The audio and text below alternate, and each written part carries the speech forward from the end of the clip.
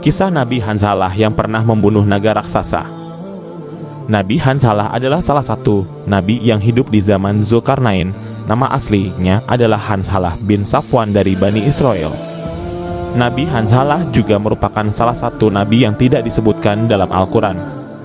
Namun, kisah mengenai kaum yang dibimbingnya ada di dalam Al-Quran. Kaum yang dibimbing oleh Nabi Hanzalah adalah kaum Asy'abur Rasyi. Dan Allah mengabadikannya dalam surah Ka'af ayat 12 sebelum mereka yang menentang Nabi Muhammad. Kaum Nabi Nuh dan Asy'abur Rasyi serta Thamud, kaum Nabi Soleh, telah juga mendustakan rasulnya masing-masing.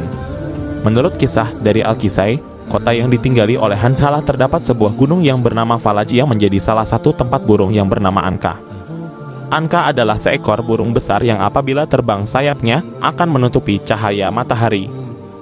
Bulunya memiliki warna yang sangat banyak, lehernya menyerupai leher unta memiliki 4 sayap. 2 panjang dan 1 lagi pendek.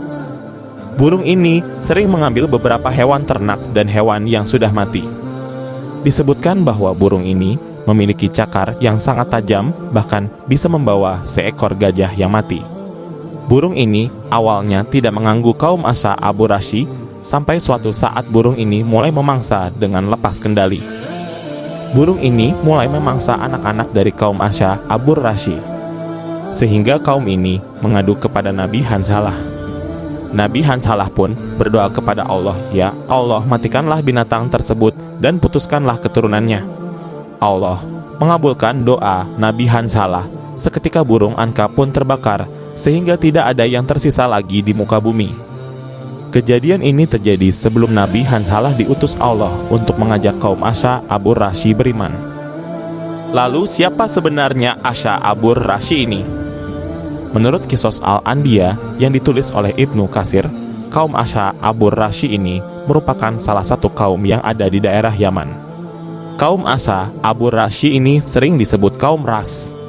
Nabi Hanzalah diutus ke kaum ini untuk memperingatkan dan mengajak mereka agar beriman kepada Allah. Kaum Ras merupakan kaum yang tidak menyembah Allah. Mereka menyembah salah satu pohon sanobar yang bernama Syahdirah. Syahdirah itu sendiri memiliki arti raja pohon. Mereka menyembah pohon itu karena pohon itu dianggap sebagai hayat al-ilahiyah, yaitu kehidupan ketuhanan. Meskipun sudah Allah peringatkan dengan adanya burung Anka, mereka tetap menyembah pohon itu. Alasan mengapa mereka menyebut pohon itu hayat al-ilahiyah karena pohon itu awalnya ditanam oleh salah satu anak Nabi Nuh yang bernama Yafith bin Nuh. Yafith bin Nuh menanam pohon ini pasca badai topan di tepian mata air. Mata air itu pun disebut Roshan O. Kemudian mata air ini yang mengaliri desa kaum Ras. Kaum Ras memiliki 12 desa, diantaranya adalah Oban, Odzar, Die, Bahman, Isfan, Farwadin, Ordibash, Khordad, Murdad, Ti'ir, Mihar, dan Syahriwar. Lalu, kaum Ras pun mengikuti apa yang dilakukan anak Nabi Nuh itu. Kaum Ras pun menanam pohon sanobar di tiap desa dan mengairinya dengan irigasi yang berpusat pada inti pohon sanobar Yafith.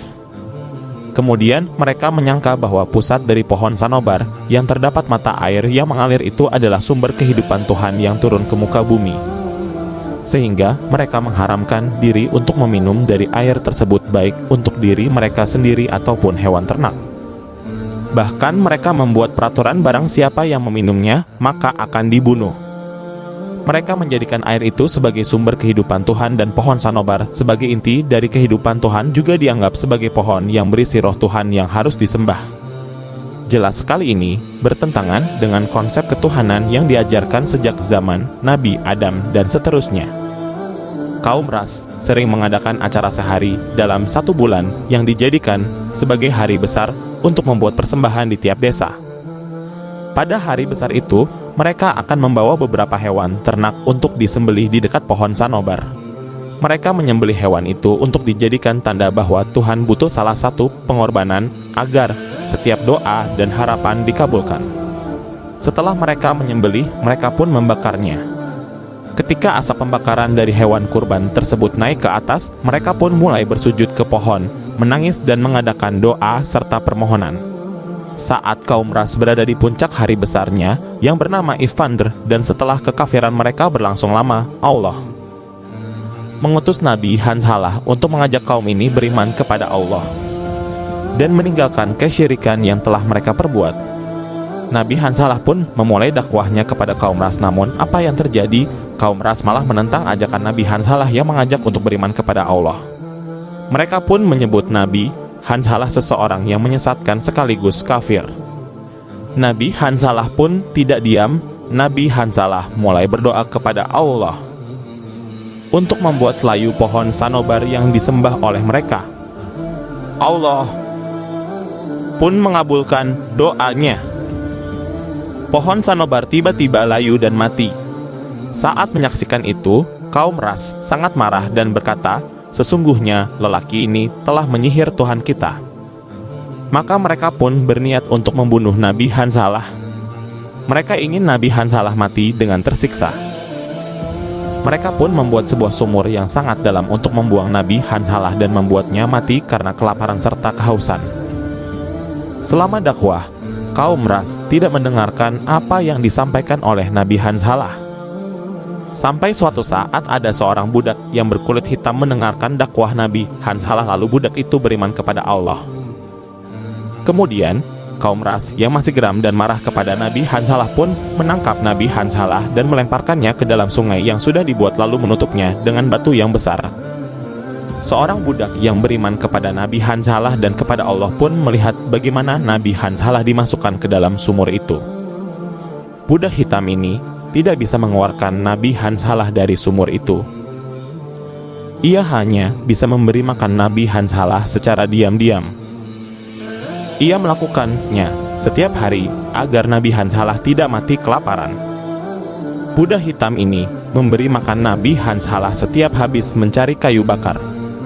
Sampai suatu ketika budak hitam ini kelelahan karena mencari kayu dan ia pun mulai beristirahat sejenak.